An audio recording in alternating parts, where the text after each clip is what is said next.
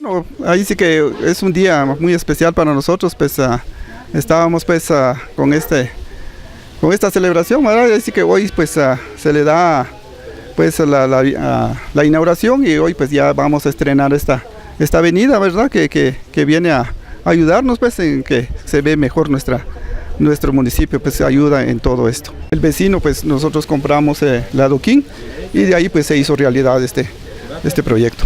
Ahí sí que en los tiempos de invierno pues es cuando se sufre bastante porque se llenan nuestras calles de lodo y ya cuesta pues caminar, pero ya con esto pues ya ayuda bastante. Todo tiene un límite, a veces pues no se puede, entonces también nosotros como vecinos pues podemos ahí sí que dar nuestro granito de arena, así tanto como vecinos y municipalidad pues podemos ir avanzando pues dándole otra cara a nuestro municipio. Muchas gracias. Pues fíjense que miren, nosotros en primer lugar agradezco a Dios, ¿verdad?, que se inauguró esta calle. Pues nosotros como vecinos nos sentimos contentos, felices porque esta calle se lleno de lodo, hoyo, casi uno no se puede pasar aquí, pero ahorita sí nos da ganas de pasar ya. Entonces así tiene que ser, nosotros vecinos, pues nosotros compramos el adoquín, como vecinos.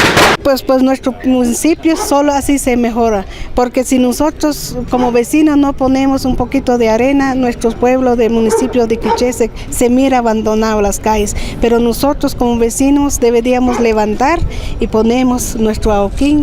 Sí, siempre la municipalidad nos apoya, ellos nos apoyan, solo pongamos el adoquín, pues ellos nos apoyan con mano de obra, con otras más cosas.